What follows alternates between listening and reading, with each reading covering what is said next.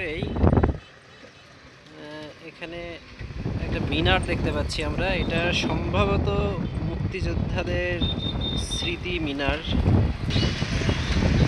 এই ব্রিজটার বিশেষত্ব হইল মানুষ যখন সারাদিন কাজের পরে খুব বেশি ক্লান্ত থাকে, এখানে এসে দাঁড়াইলে প্রকৃতির যে স্নিগ্ধ বাতাস যে কোনো মানুষের মন, হৃদয়, অন্তর স্নিগ্ধ করে দেবে। আমি যে এখানে দাঁড়িয়ে আছি, কানে শোষো বাতাসের আওয়াজ হচ্ছে, হয়তো ভিডিওতেও শোনা যাচ্ছে। মানে অন্তর একদম জুড়িয়ে যাবে ন্যাচারাল আল্লাহ প্রদত্ত বাতাসে আর কি।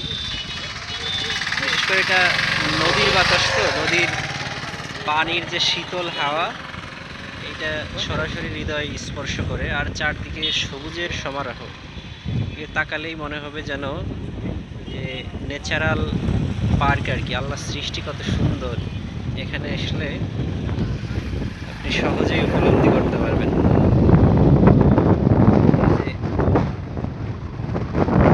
নদীর পানিতে কচুরিপানা জমেছে, দিক দিয়ে পানি প্রবাহিত হচ্ছে। পানি প্রবাহিতের পরিমাণ খুবই কম, কারণ আগের মতো এখন নদীতে পানি আসে না। ভারতে বাঁধ দেওয়ার কারণে দিনে দিনে নদী শুকিয়ে যাচ্ছে।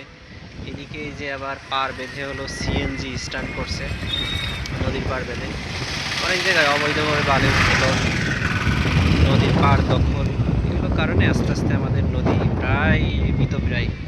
এরপরেও এই জায়গাটা আসলেই অসাধারণ, মানে আসলে পরেই উপলব্ধি করা যায়।